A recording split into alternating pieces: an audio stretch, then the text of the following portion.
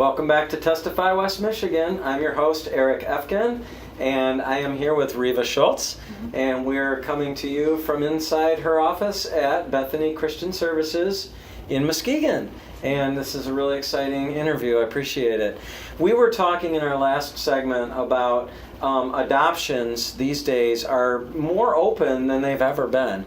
And I think that's, there's a couple different dynamics in our culture that I think have moved things in that direction. It's sad to say, but we do live in a culture where 50% of all marriages are ending in divorce. And the typical family unit is, it's kind of losing its definition of what's normal and what's not. And, I know that back in maybe even the times of like the 30s, 40s, and the 50s, an unplanned pregnancy was dealt with a lot differently than it's dealt with today. And sometimes the baby was whisked away and it was not to be known about and never heard about or anything. And mothers may have lived the rest of their lives in shame for all we know. But from what you've shared, Reva, it sounds like open adoptions are more popular than ever. What about, though, in a situation where it's not an open adoption? A question someone might have is, how much will my child ever know about me?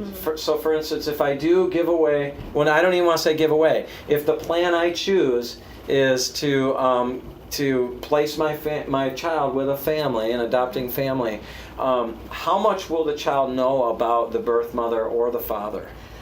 Well, a lot depends on how much she wants to share. Okay. Because when I shouldn't just say she, because it may be both of them. If Yes. the birth mother and the birth father are both involved in the plan, if for some reason they choose that they want a closed adoption, Okay. we explore that with them and try to find out why. Why are you wanting to make this a closed adoption, and how much do you want your child to know about you? What are some reasons for a closed adoption? Generally, it has a lot to do with what happened at the time of conception. Okay. A lot of times it was a very painful experience. It may have been a rape, Okay. a very traumatic conception experience. Does that happen more often than we think? I've worked with several clients who have been raped, Okay. but they don't always choose a closed adoption. Okay. Very rarely are women choosing closed adoptions today. Really? Okay. They're almost all at some level of openness. Okay. And what we find is even those women who think they want a closed adoption, as time goes on, they begin to understand a little bit more of the benefits of an open relationship. So they often want to open it up a little bit more and at least have what we would call a semi-open relationship, where they might get pictures and updates. Maybe that would come through email. So it would be confidential in terms of address and phone numbers. So they wouldn't contact each other directly, but it would come through email. So a lot of, we do have some that are still doing that more semi-open relationship. Okay. And then some of those move on into open later on. But really, however much the birth mom wants her child to know about her, Okay. she would have the freedom to pass that information along. As long as she has chosen a family that is comfortable with that. Okay. And so that's part of the reason when we go back to that process of choosing a family, we make sure that she's choosing a family that's going to be comfortable with what she wants. Yeah. Now, Reva, this has got to be a roller coaster experience for the mother and the father of the child. And so, are you available 24/7? Tell us just a little bit more about what you do on is there any day that's typical for you or any week that's typical? My weeks are varied. Okay. I do have a cell phone with me all the time, and most of my clients text with me, and I do have it by my bed at night. It's on. Okay. It's with me. Do you deliver pizza? I haven't ever had to do that, but I do have it, like if I go out on a walk or I go on a bike ride, I've got the phone with me, and it's just by my side all the time. So my clients know that they can get a hold of me if they're having a tough night.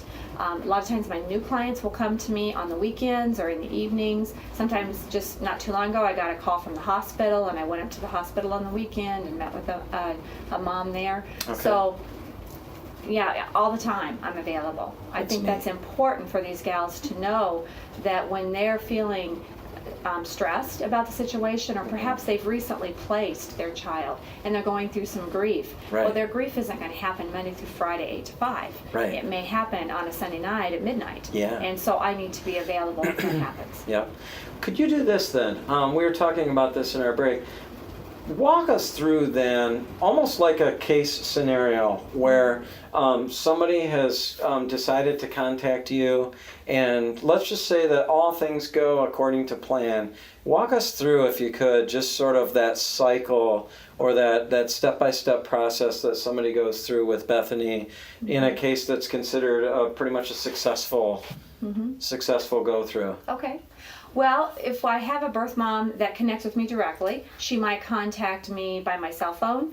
She might call me here at the office, but somehow she has connected with me. And so I schedule to see her within 24 hours of that first contact. As soon as she calls, I answer the phone right away if I can, or if I'm with a client, I'll call her back right away. And then within 24 hours, I try to see her. I might see her at her home.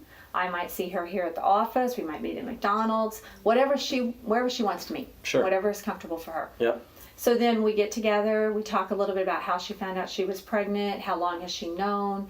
We talk about the birth father, what's his role, what about her mom and dad, how are they involved.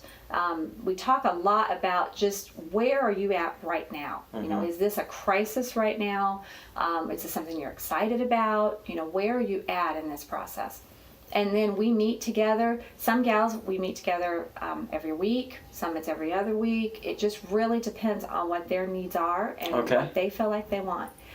We look at the option of parenting, we look at the option of adoption, and they begin to weigh those two options. And we have some resources, like we have a video called Letting Go that I often will show them, and it talks about what that adoption experience is like for gals who've gone through it. Okay. And then we discuss that. We look at parenting resources in the community if they're looking at parenting. There's just a variety of things depending on the client.